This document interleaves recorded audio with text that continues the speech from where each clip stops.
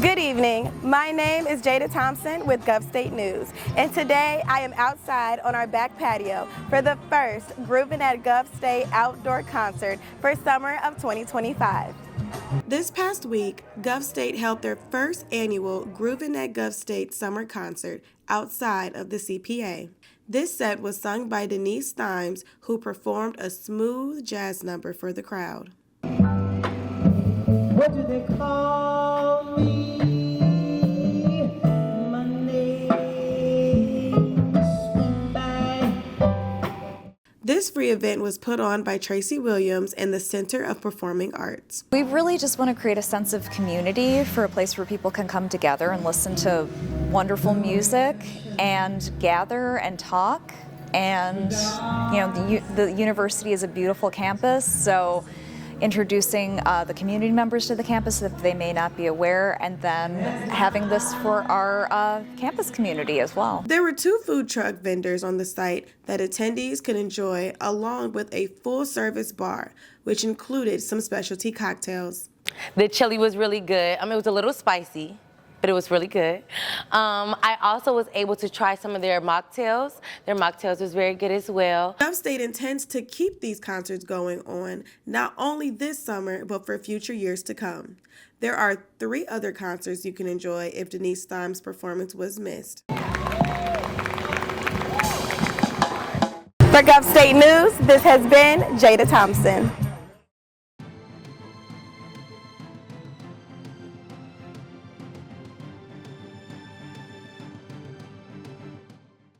Despite numerous attacks against them and recent unfavorable Supreme Court rulings, millions of people from the LGBTQA+ community have been celebrating all around the nation throughout the month of June. One such celebration took place in Chicago at Navy Pier on June 28th. Free to attend, the event was open to everyone and started when the pier opened at 10 a.m. In addition to all of the usual attractions at Navy Pier, including the iconic Centennial Wheel, the waterfront also hosted a myriad of special activities throughout the day to celebrate Chicago's LGBTQA+ community. The Queer Dance Freak Out Dance Company contributed to the festive atmosphere by filling the pier with music while showing off their dance routines throughout the day. The company, which consists entirely of transgender and non-binary dancers, also got the crowd involved, getting passersby off their feet and inviting crowds of attendees to dance along.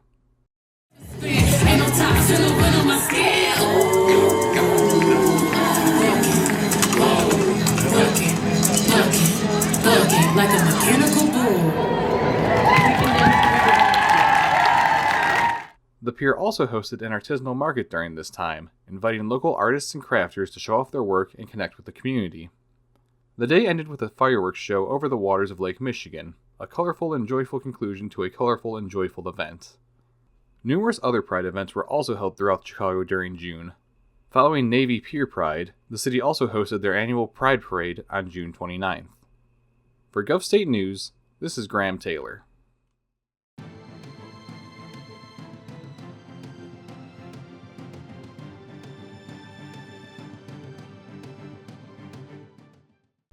Millions of Americans across the country have taken to the streets this month in order to protest the Trump administration and their various unconstitutional and unpopular actions. The largest of these recent protests, No King's Day, was on June 14th, with protests taking place in all 50 states. The protests were held to coincide with Donald Trump's military birthday parade, which by comparison saw a dismal turnout. The city of Los Angeles, and other Californian cities, began protesting ICE weeks before the nationwide demonstrations kicked off. After the agency began targeting the city for deportation raids, citizens put themselves on the front lines to try and defend their neighbors from being illegally arrested, detained, and deported. The protests grew so large that both the National Guard and Marines were deployed to the city to help defend ICE agents while they attempted to continue their spree of kidnapping. Other cities across the U.S. were also protesting ICE's illegal and immoral activities at this time as well, and the momentum just kept growing until the 14th. Despite Trump threatening that protesters would be met with a, quote, very big force, unquote, almost 6 million Americans across the country turned out to protest his presidency, surpassing the hands-off protests in April, which were also held against Trump and his unlawful actions. The protests weren't just limited to American soil, however. Protests were also held in many U.S. territories, as well as at least 20 foreign countries. Over 2,000 individual protests worldwide contributed to No King's Day, with millions around the globe marching in support of personal liberties, workers' rights, LGBTQ rights, women's rights, and more, and marching to oppose the tyranny of the current administration. Even as the month comes to a close, protests against Trump are still taking place across the nation. For GovState News, this is Graham Taylor. On Thursday, June 5th, Elon Musk publicly clashed with Donald Trump by live tweeting criticism during a White House press conference where Donald Trump promoted a controversial spending bill. Elon Musk called the proposal a disgusting abomination and accused the former president of removing electric vehicle subsidies that will hurt Tesla. In a series of heated posts on X, formerly known as Twitter, Elon Musk also shared conspiracy-laden content, including unsubstantiated claims tying Trump to Jeffrey Epstein. Trump responded via Truth Social, calling Musk crazy and threatening to cut federal contacts with Tesla and SpaceX. The dispute triggered a drop in Tesla stock and drew widespread media attention. By June 11th, Elon Musk admitted some of his posts went too far, though he maintained criticism of the bill itself. This has been Noah Norris for GovState News.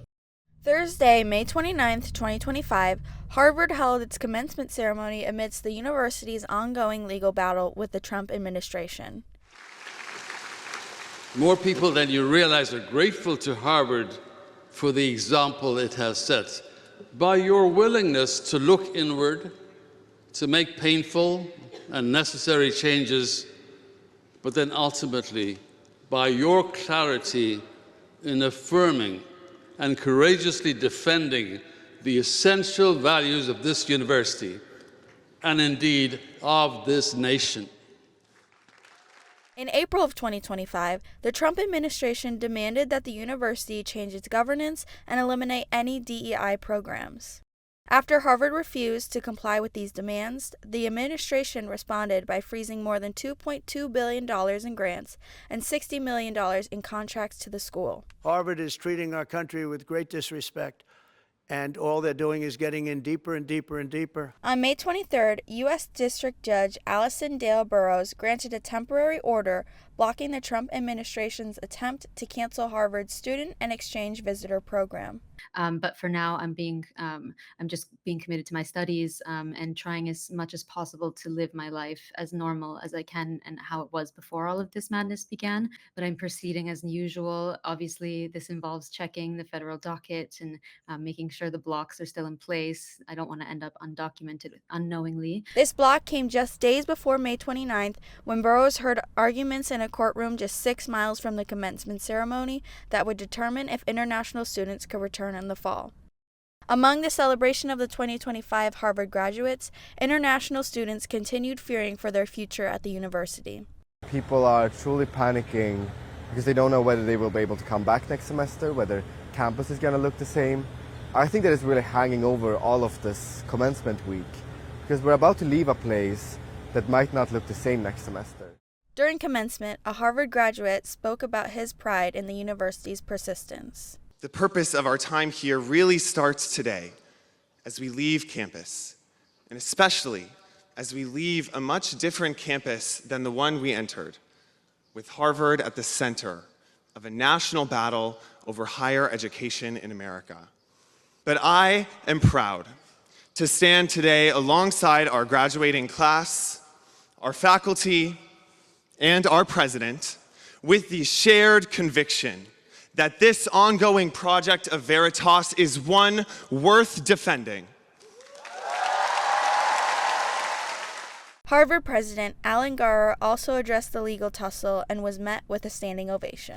Members of the class of 2025 from down the street, across the country, and around the world.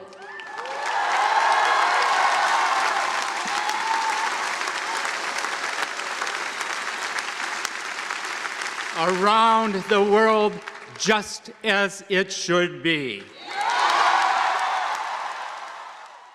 This is Analia Vey with GovState News.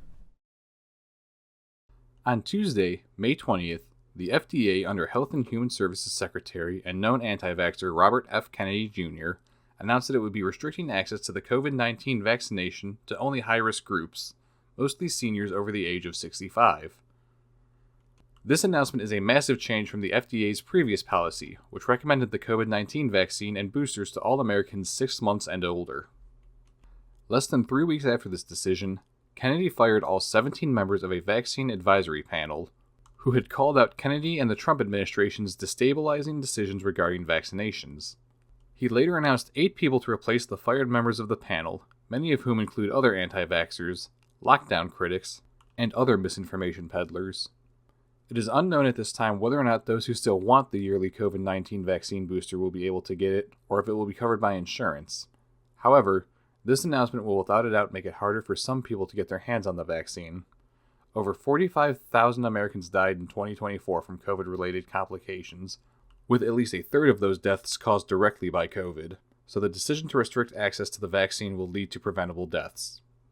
For GovState News, this is Graham Taylor. In early June, over 20 states urged the Food and Drug Administration to lift long-standing restrictions on the abortion pill, mifepristone. The states say the current rules, which are part of the FDA's REM program, are medically unnecessary and limit access to safe, effective abortion care. Health officials and legal advocates argued that mifepristone has been proven safe for decades and that requiring in-person dispensing creates barriers, especially in states with strict abortion laws. Currently, the FDA has not issued a response to the request. This has been Noah Norris for GovState News. 7 West Palm Beach officers were arrested in connection with a fatal Boynton Beach crash that took the lives of 2 women in July of 2024. These arrests came almost a year after Neoni Copeland, age 23, was speeding away from West Palm Beach officers when he crashed into another vehicle on North Congress Avenue. Police officers said they are signing for protection and they destroyed my family. Inside the vehicle was 57-year-old Marcia Pouquet and her pregnant 27-year-old daughter, Janice Woods. Both passengers died as a result of this crash, and the police failed to come to their aid or stop their pursuit in any way to tend to the injured. This has the family gathering materials to file a wrongful death lawsuit. We never know what could have happened had they stopped to check, feel for a pulse, to see if they were still breathing. But they left the scene, recklessly driving. More likely than not, they knew at that time, wow, we really, really messed up. Officers Danilovich, Etienne, and Rechtel faced 2 counts of leaving the scene of a crash involving death. The 4 other officers only face 1 count of official misconduct. The officers are expected to make their first appearance in court Thursday morning. For GovState News, this has been Jada Thompson.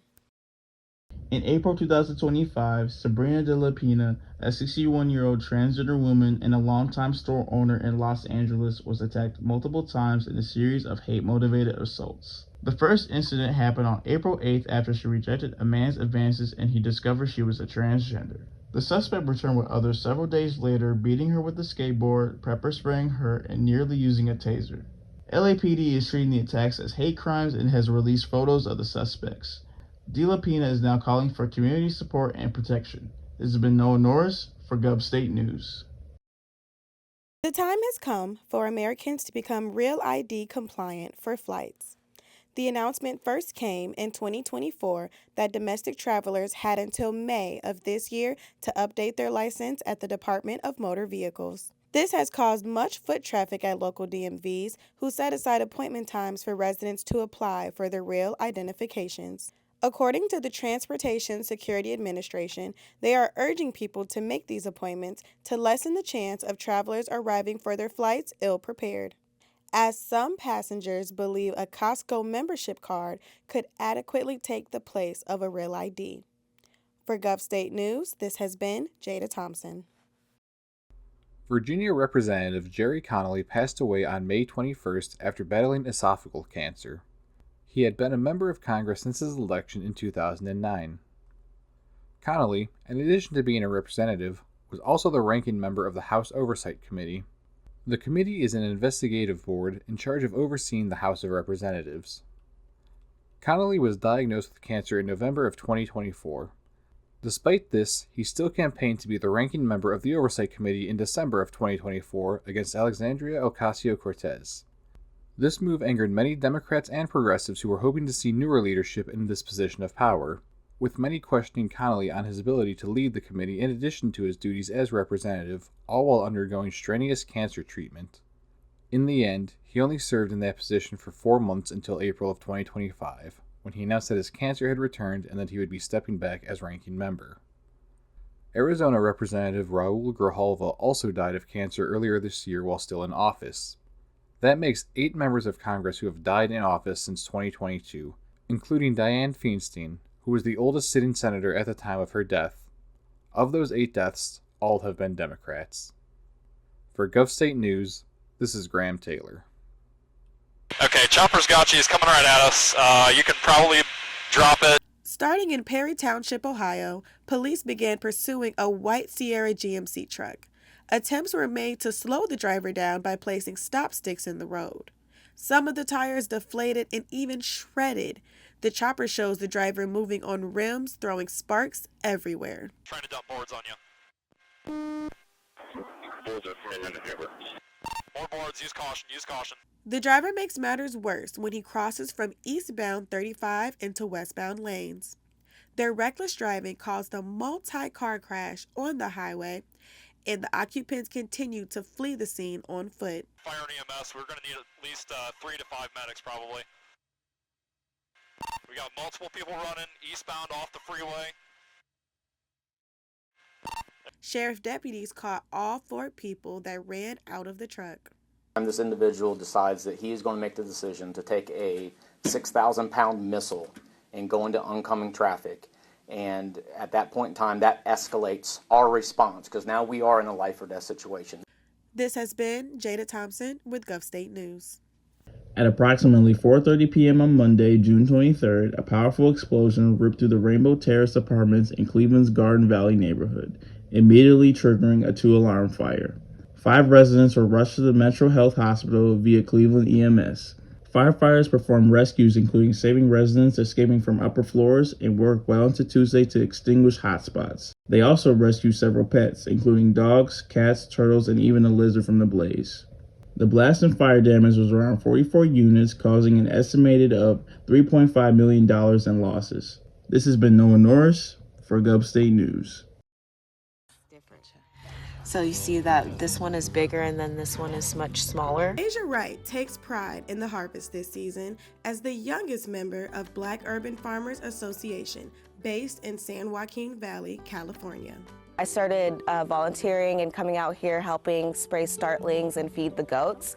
But I just wanted to be involved in my community and learn more about growing my own fruits and vegetables pesticide-free. The Black Urban Farmers Association, or BUFA, was established in 2015 by a group of 12 African American members who shared a passion for sustainable farming and a deep appreciation for the Black farmers that came before them. Their mission is to positively impact health and hunger by having accessible food to the local community, and that remains unchanged. Founder Retha Hardy Jordan began her farming journey out of necessity. You know, that was my reason for even starting growing my own food, is I wanted to eat organic, but I couldn't afford to buy it. Retha is growing many veggies and leafy greens, but celery is a first for her this season. That stalk that you know in the grocery stores to be big, so they need a lot of water. BUFA prioritizes growing pesticide-free produce, which means they need a strong foundation of healthy soil. As Juneteenth comes and goes, the members of the Black Urban Farmers Association take this time to reflect. Sometimes people think that we're supposed to, get over slavery, but this is a celebration. We deserve to celebrate and be happy about, to not only celebrate our freedom, but celebrate the rights that we have. For GovState News, this has been Jada Thompson.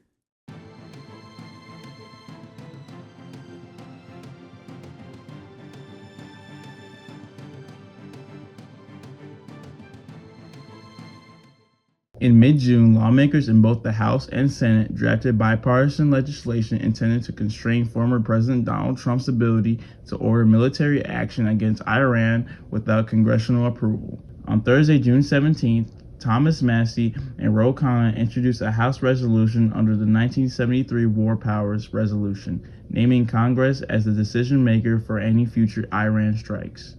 In the Senate, Tim Kaine unveiled a companion joint resolution during the same period, urging a formal congressional vote on any military escalation with Iran. Supporters from both parties called these bills a crucial check on unchecked executive power, stressing the need for oversight before entering any new conflict. But both face an uphill battle in the Republican majority Congress. This has been Noah Norris for GovState News. On the evening of June 23rd, Iran launched a missile strike targeting U.S. military bases in the Middle East, including the Al Udeid Air Base in Qatar, following recent U.S. airstrikes on Iranian nuclear sites. Minutes before the strikes, Iran reportedly warned Qatar and the U.S., prompting precautionary measures like airspace closures. Qatari air defenses successfully intercepted all 6 missiles aimed at Al Udeid, with no casualties or damage reported. A U.S. official confirmed the attempted airstrike, adding that no missiles actually hit the base. Iran's operation, dubbed Operation Annunciation of Victory, was described as a calibrated response rather than an escalation attempt. Officials now warn of potential follow-up strikes and caution that U.S. forces remain on alert. This has been Noah Norris for GovState News.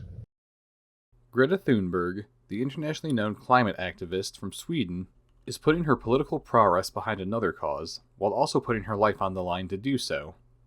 Thunberg, along with 11 other activists, including Game of Thrones actor Liam Cunningham, boarded a ship carrying humanitarian aid supplies headed to Gaza, in the hopes of providing relief to the over 2 million Palestinians at risk of or suffering from starvation at the hands of Israel. The Freedom Flotilla departed on June 1st, sailing through the Mediterranean Sea from Italy to Gaza, which has been blockaded by Israel as the IDF continues its genocide in Palestine. However, the occupational force intercepted and attacked the group of activists as it approached the Palestinian coast on June 9th. All 12 crew members were detained by Israeli forces after being boarded. 4 of the activists, including Thunberg, were quickly deported back to their home countries. The 8 remaining members of the flotilla either refused deportation or were denied and are still being held by the IDF. The group was quick to call it the unlawful detainment and were backed up by Amnesty International, who said that Israel had no legal right to board the boat and detain the crew. Israel, however, has yet to face any consequences for these actions, like the many other genocidal actions undertaken by the nation that also go unpunished. The confirmed Palestinian death toll since 2023 is approaching 60,000 deaths according to the Palestinian Ministry of Health, though the actual count is likely higher. For GovState News, this is Graham Taylor. On Monday, June 23rd, Colombian armed forces have successfully freed all 57 soldiers who were kidnapped over the weekend in the country's conflict-prone Cauca region. The troops were taken into 2 separate incidents in the Mique Canyon, a remote area known for cocoa production. Authorities say civilians, reportedly acting under pressure from FARC dissident group EMC, surrounded and detained the soldiers. The military launched a swift rescue operation, and by Monday, all 57 soldiers, including 4 non-commissioned officers, were safely released without injury. President Gustavo Petro called the situation urgent and reaffirmed the government's commitment to protecting troops while pursuing peace in rural conflict zones. This has been Noah Norris for GovState News.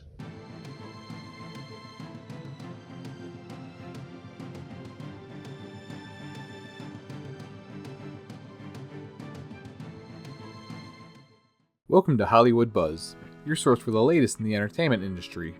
I'm your host, Graham Taylor, and today we'll be looking at upcoming releases, celebrity news, and the latest from Hollywood. Let's get started. DreamWorks is joining the trend of remaking their animated classics into live-action films with the release of How to Train Your Dragon. The movie dethroned Disney's own live-action remake of Lilo & Stitch for the top spot at the box office when it premiered on June 13th. The 78th Tony Awards were held on June 8th to celebrate the best of Broadway and live stage performances.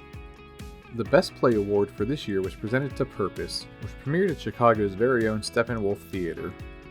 Maybe Happy Ending was awarded Best Musical and also walked away with 5 other Tonys, earning it the most awards from this year's ceremony. Pop star Sabrina Carpenter announced her 7th studio album, Man's Best Friend. The album is set to release on August 29th, and the lead single, Man-Child, is out now. Disney and Universal have filed a joint lawsuit against AI company Midjourney. The media giants are suing on the grounds that the generative AI software that Midjourney produces is capable of producing images that infringe on the company's copyright. The results of this suit could have far-reaching consequences for the future of AI. Nintendo released their newest video game console, the Nintendo Switch 2, on June 5th. The follow-up to their record-breaking Nintendo Switch console continues to be popular, as the device quickly sold out its stores across the country. Beyoncé overcame some shocking technical difficulties during a show in Houston that was part of her Cowboy Carter tour. The singer was stuck suspended in a prop car above the audience as the vehicle began to tilt. She was lowered from the car without issue, and the concert resumed without any injuries. For GovState News, this has been Graham Taylor with the latest Hollywood Buzz.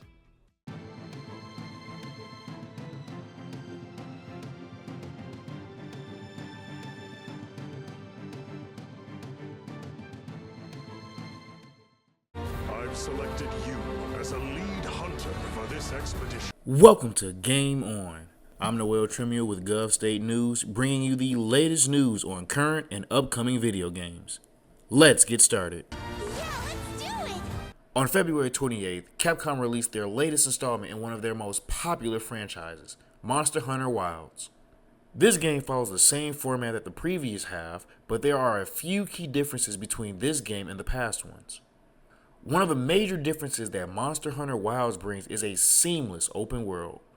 This is a first for the franchise, as the previous games had players loading into different zones to begin their hunts. This now means you can go out into this world and head back to your camp without exiting a quest.